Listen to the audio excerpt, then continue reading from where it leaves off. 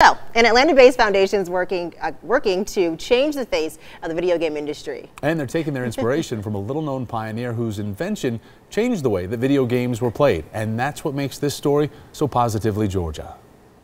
You gotta do one of these on them. If you're a child of the 80s, you're probably familiar with the custom of blowing into your Nintendo cartridges, thinking you were fixing them. But before Nintendo and Atari developed and made removable video game cartridges mainstream, Channel F, the one with all the fun. there was a Fairchild Channel F, the first interchangeable cartridge-based video game console to be manufactured and sold. That's what really gave birth to what gaming is today. This technology was invented in the mid-1970s by Jerry Lawson, one of only a handful of black engineers in the industry at the time. My father's invention created an industry.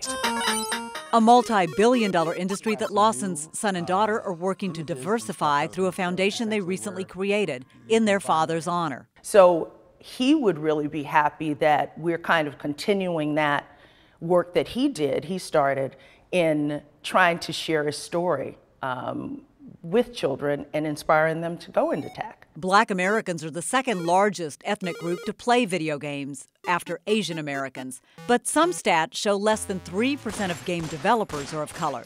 Racial diversity in video games is just as important as diversity in the developing room, says Mark Anderson Lawson. I like to see people of color in that space where you can kind of tell our own stories, have our own protagonist in the stories. There's a lot of creative people that could create some pretty awesome things.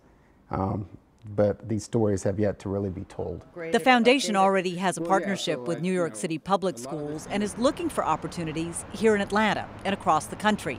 Mark says it's gratifying to see a newfound interest in his father's legacy. Lawson passed away in 2011. I think that, yes, he's finally getting his just due. Mark and his sister Karen were just children when their father was revolutionizing the gaming industry from his garage in Silicon Valley. We helped in kind of troubleshooting some of the games that he created at that time. Lawson developed lots of games, including an arcade game, Demolition Derby, and went on to launch his own company, Videosoft. There's even a school in Los Angeles named after him. In elementary school, he told me about a teacher that put a picture of George Washington Carver next to his desk, said, hey, if you apply yourself, that can be you. And so that inspired him to work hard in science. And then maybe today, maybe his picture, Jerry Lawson, can be sitting on the wall and maybe someone else can look at him.